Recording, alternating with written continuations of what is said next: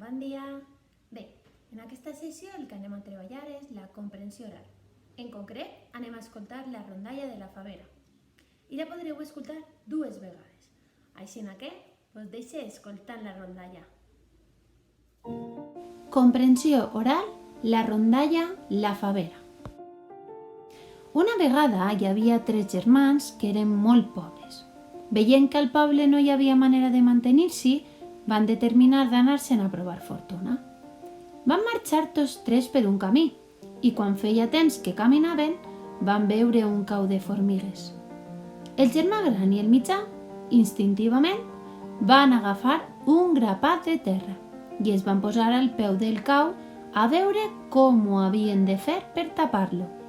Però el germà xicotet es va oposar i així com va poder, se'ls va emportar, dient-los que no podien fer cap mal a aquelles pobres formigues, les quals cap mal els havien fet. Al cap d'una estona de caminar, passen pel peu d'un estany en el qual nadaven unes oques. Els 2 xiquets més grans, en veure les oques, van agafar una pedra per tirar-la, però el germà xicotet els ho va llevar del cap i van seguir avant el seu viatge. Al cap d'uns quants dies de caminar, veuen que d'un arbre penjava un eixam d'abelles. Així que el veuen els 2 germans més grans i amb igual instint van tractar fer mal. Però de nou, el germà petit es va convèncer que no devien de fer mal a ningú. A tot això anaven caminant i quan semblava que no havien de trobar mai la fi del seu viatge, veuen un castell molt gran que els tapava tot el camí. Arriben, toquen a la porta i apareix una dona molt vella o mal vestida a obrir-los. Li demanen acolliment per a passar la nit i la vella els fa entrar i els dona el sopar. A l'endemà, al matí, va aparèixer la vella i els va dir: «Mireu, heu vingut a parar a un castell en el qual hi ha 3 princeses encantades i aquells que els hi lleven l'encant es podran casar amb elles». Contents els joves caminants, van dir a la vella, per boca del més gran, que els diguera què calia fer per a desencantar les princeses, que tots 3 estaven disposats a fer-ho. I la vella els va contestar: «Heu de passar 3 proves que us diré, acabat un de l'altre». Al dia següent, cridà al més gran i li va dir que anara amb ella. Van anar a un jardí on hi havia un retol que deia: «Qui vulgui desencantar a les princeses ha d'anar al bosc del palau i arreplegar 1000 pedres que són les que entren en el collar de la princesa. Així es casarà, però si no troba totes 1000 pedres, quedarà convertit en una estàtua de marbre, com tantes altres hi ha al jardí». Va eixir el germà gran cap al bosc del palau i del matí fins a la vesprada no en va poder collir més que 50. Arriba al palau tot enfadat i quan la vella li va demanar quantes pedres duia, no n'hi va poder ensenyar més que 50. La vella no va dir res, però traient-se una vareta, el toca al cap i el va convertir en una estàtua de marbre. L'endemà va ser posat a prova el germà segon i, igualment que el primer, va anar a llegir el retol del jardí. Marxà el segon germà cap al bosc del castell i després de cercar pedres precioses va tornar al vespre portant-ne 50 de les 1000 que entraven al collar de la princesa. Igualment que el seu germà gran, va ser convertit en estàtua per la vella guardiana. Tocà el torn al germà xicotet i el mateix que els altres germans va anar al jardí. El pobre va eixir cap al bosc amb el cor oprimit, pensant la fi que li esperava, així com els altres germans. Però el nostre Senyor, que no deixa mai sense recompensa cap bona acció, ho tenia disposat d'una altra manera.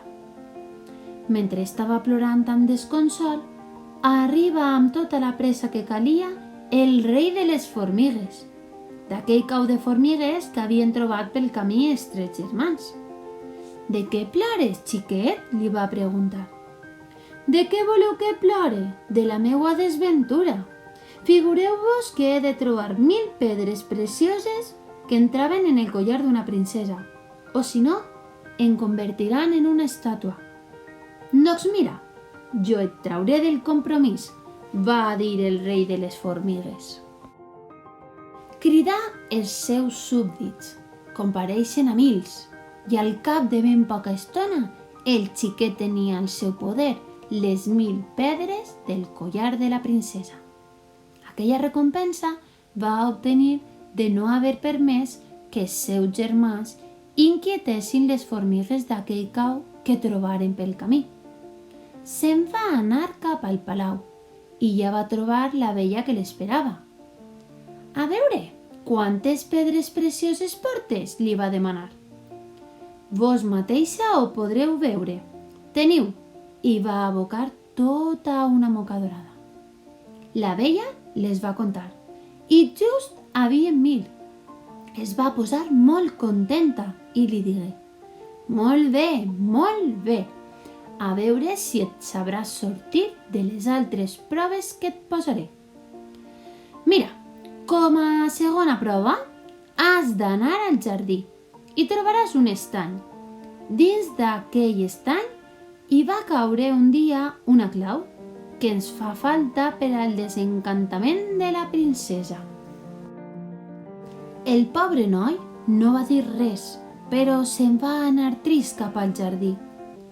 S'encomanava a Déu de tot cor, per tal que rebés una llum d'inspiració, i feta la seva pregària, es va posar al peu de l'estany, mirant d'ací i d'allà, per veure si veia la clau perduda al fons, quan de repent li compareix l'ànec, aquell mateix ànec, al qual per bondat del seu cor va evitar que els seus germans fessin una mala jugada. Es va posar davant d'ell i li va preguntar per què estava trist. Li ho va contar tot i l'ànec li va dir: «Com sóc agraït, jo et donaré la clau perduda a dins de l'estany. Així et recompensaré de la bona acció que vas fer en favor meu, evitant que els teus germans em maltractessin». I dient això, es tira a l'estany, es capbussa i surt al cap de poc amb la clau penjada al bec. Content, el germà xicotet se'n va anar a buscar la vella, que ja l'esperava, i es va posar molt contenta. «A veure», li va dir, «si ara et superes de la tercera prova, i tot anirà com una seda. Mira, et posaràs davant de 3 estàtues que són les princeses encantades. Totes aniran tapades amb un vel, de tal faixó que no se'ls hi veurà més que la boca. Doncs bé, només que mirant a l'una i a l'altra, has de conèixer quina de les 3 princeses va menjar mel un dia. Aquesta prova sí que no la superaré», es va dir a ell mateix. Va durar poc la distracció, perquè tot seguit se li va presentar la reina de les abelles. La reina d'aquell rusc que volien cremar els seus germans i que ell no ho va permetre. I preguntant-li per què estava tan trist, li va contestar la reina de les abelles: «Jo faré per tu el que tu vas fer per les abelles. Mira bé on em posaré, i la princesa que estarà davall meu, aquella és la que un dia va menjar mel». Tot just havien tingut aquest enraonament amb la reina de les abelles, la vella del castell cridà el germà xicotet des d'una sala i li va dir: «Entra, ja pots entrar, i trobaràs les 3 princeses encantades, a punt de desencantar. va entrar tot coratjós i va veure les 3 princeses.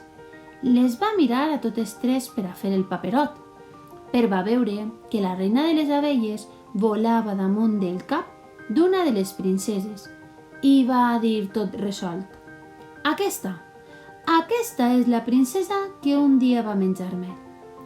Ho has endevinat, va dir la interessada, i en aquell mateix moment llençà el vel que li tapava la cara i va restar al descobert el rostre de la bella guardiana del castell.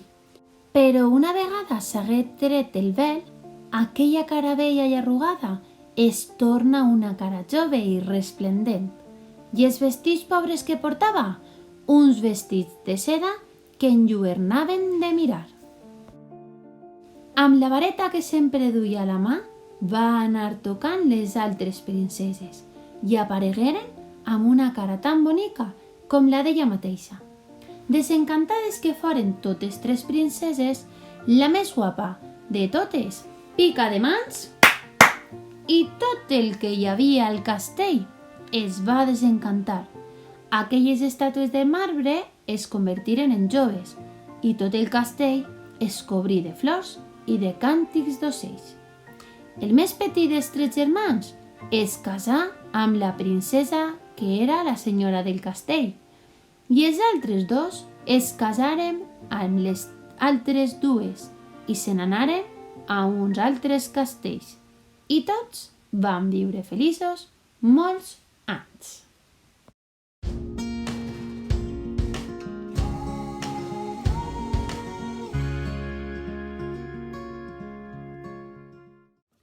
Molt bé, ja ho he escoltat 2 vegades? Perfecte, doncs és moment de contestar a les preguntes del l'annex. Així que anem a llegir-les les preguntes que es faran. I això, la primera es diu, quants germans eren? Com eren els germans? Quin dels germans es va oposar a tapar el cau de formigues? Què era el que tapava el camí?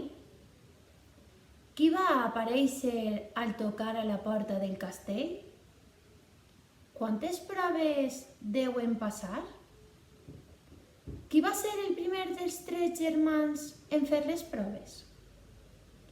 En què es convertiren si no eren capaços de desencantar a les princeses?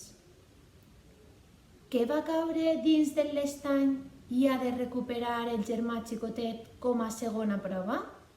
I per últim, explica amb les teues paraules com va acabar la rondalla. Bueno, xics, ara és el moment de treballar. Ja hem escoltat 2 vegades la rondalla, ja sabem les preguntes, així que necessiteu o l'annex de les preguntes per a respondre o agafeu la vostra llibreta i anoteu la data i el títol, en aquest cas és Comprensió oral, la favera. Vale, és moment de fer la correcció, així que agafeu color verd o blau i el que heu de fer és tornar a escoltar la rondalla i comprovar quines preguntes heu respost bé i quines altres no. Val? Una vegada feu la correcció i anoteu en color verd o blau, el que fareu és agarrar l'annex de correcció per a comprovar a quines preguntes heu respost correctament o a aquelles que hem fet alguna errada. Bé, ja estem acabant quasi la sessió. Així que en la part final vos animem a que feu un còmic o feu un dibuix de la rondalla que heu escoltat. També recordar-vos que en l'annex 4 trobareu la correcció dels verbs regulars i irregulars. Així podeu fer la correcció de l'altra sessió. Queda despedir-se i ens vegem el pròxim divendres. Sí? Així que molts besets. Adeu!